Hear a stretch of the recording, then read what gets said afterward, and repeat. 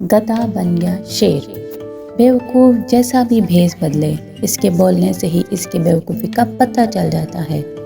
ایک دن ایک گدھا راستے میں جا رہا تھا، اسے کپڑوں کی ایک پوٹلی نظر آئی۔ اس نے جب یہ پوٹلی کھولی تو وہ حیران رہ گیا، اس میں شیر کی کھال پڑی ہوئی تھی۔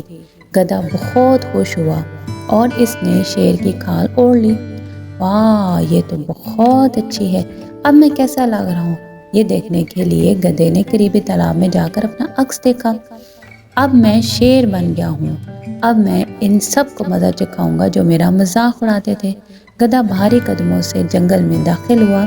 پہلا جانور جس نے شیر یعنی گدھے کو دیکھا وہ تھا ہرن۔ شیر، ہرن کانپتے ہوئے بولا اور خوفزدہ ہو کر درختوں کی طرف بھاگ گیا۔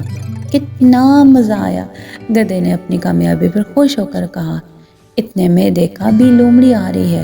اس نے جو شیر کو دیکھا تو خوف سے کانپنے لگی اور پھر شیر کے سامنے آئی اور بولی، شیر صاحب، آپ تو بہت معزز اور بہت بڑے رتبے والے ہیں اور اچھے جانور ہیں، آپ مجھے نہ کھائیں۔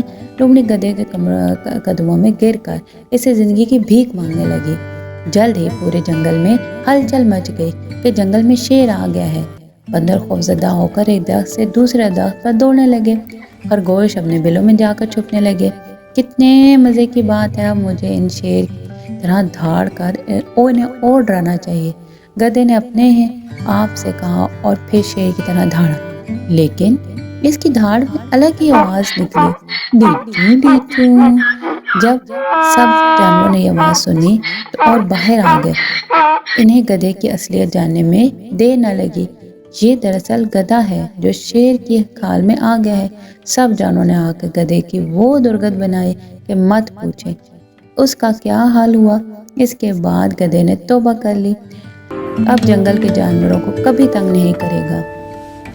نتیجہ، اس کہانی سے ہمیں یہ سبق ملتا ہے کہ بیوقوف جیسا بھی بھیس بدلے، لیکن اس کے بولنے سے ہی اس کی بیوقوفی کا پتہ چل جاتا ہے۔ شکریہ، شیئر کیجیے گا، چینل کو سبسکرائب کیجیے گا۔ اللہ حافظ۔